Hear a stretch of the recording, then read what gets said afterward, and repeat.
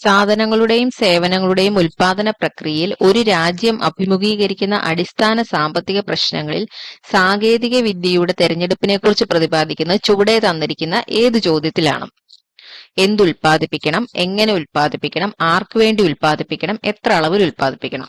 Answer എങ്ങനെ ഉൽപാദിപ്പിക്കണം എന്നുള്ളതാണ്.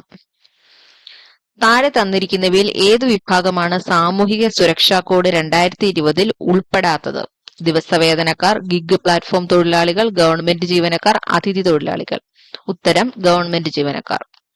താഴെ തന്നിരിക്കുന്ന പ്രസ്താവനകളിൽ തെറ്റായ പ്രസ്താവന ഏത്?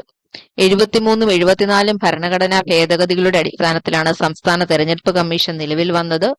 കേരള സംസ്ഥാന തെരഞ്ഞെടുപ്പ് കമ്മീഷൻ നിലവിൽ വന്നത് 1990-ലാണ്. കേരള സംസ്ഥാന തെരഞ്ഞെടുപ്പ് കമ്മീഷന്റെ ആദ്യ കമ്മീഷണർ സുകുമാർ സെൻ ആയിരുന്നു. കേരള സംസ്ഥാന തെരഞ്ഞെടുപ്പ് കമ്മീഷണർ എ ഷാജഹാനാണ്. ഇതിൽ തെറ്റായ ഉത്തരങ്ങൾ: കേരള സംസ്ഥാന തെരഞ്ഞെടുപ്പ് കമ്മീഷൻ നിലവിൽ വന്നത് 1990-ലാണ്. കേരള സംസ്ഥാന തെരഞ്ഞെടുപ്പ് കമ്മീഷന്റെ ആദ്യ കമ്മീഷണർ സുകുമാർ സെൻ ആയിരുന്നു. ഇവ രണ്ടുമാണ്.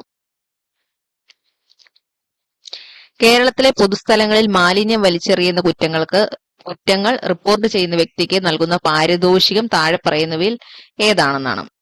5000 രൂപ, 2000, 2500. ഈടാക്കുന്ന പിഴയുടെ 25% അല്ലെങ്കിൽ പരമാവധി 2500 രൂപ.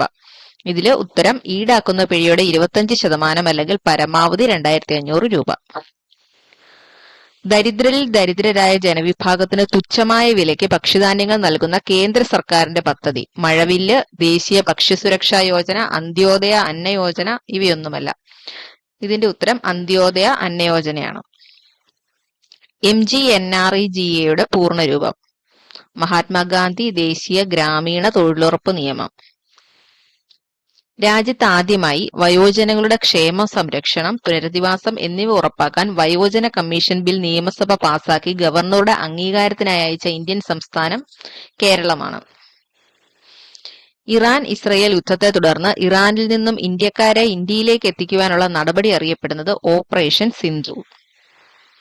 സോഷ്യലിസം, മതേതരത്വം എന്നിവ 42ാം ഭേദഗതിയിലൂടെ ഭരണഘടനയുടെ ഏത് ഭാഗത്താണ് കൂട്ടിച്ചേർത്തത്? ആമുഖം. സുതാര്യവും ഊർജ്ജസ്വലവുമായ സർക്കാർ പദ്ധതി ചുവപ്പുനാടയില്ലാതെ എല്ലാവരിലേക്കും സുരക്ഷിതവും വേഗത്തിലുള്ളതുമായ വിവരങ്ങൾ എത്തിച്ചേരുന്നു. വിവേചനമില്ലാതെ എല്ലാ പൗരന്മാർക്കും ലഭ്യമാകുന്ന പദ്ധതി. ഈ ഗവേണൻസിനെ കുറിച്ച് ഈ പ്രസ്താവന പറഞ്ഞത് ആരാണ്? APJ അബ്ദുൽ കലാം ആണ്. ആരോഗ്യ കേരളം പദ്ധതിയുടെ പ്രധാന ഉദ്ദേശം എന്താണ്?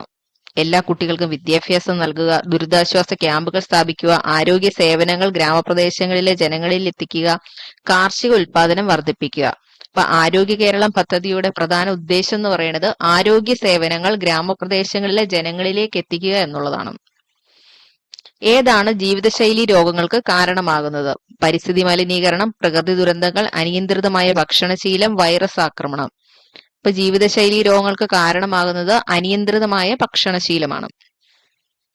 അമ്ലമഴയുടെ pH മൂല്യം എത്ര? 5.6-ൽ താഴെയാണ്. അമ്ലമഴയുടെ pH മൂല്യം 5.6-ൽ താഴെ. CRISPR-Cas9 സാങ്കേതിക വിദ്യയുടെ പ്രധാന പ്രയോജനങ്ങൾ എന്തെല്ലാം? ജീൻ തെറാപ്പി, കാർഷിക വിളകളുടെ മെച്ചപ്പെടുത്തൽ, ഘോര ചികിത്സ.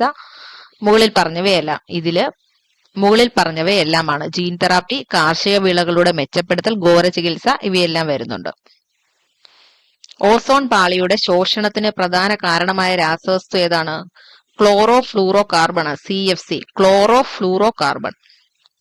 വൈറ്റമിൻ ഡിയുടെ കുറവ് മൂലമുണ്ടാകുന്ന രോഗം റിക്കറ്റ്സ്. വൈറ്റമിൻ ഡിയുടെ കുറവ് മൂലമുണ്ടാകുന്ന രോഗമാണ് റിക്കറ്റ്സ്.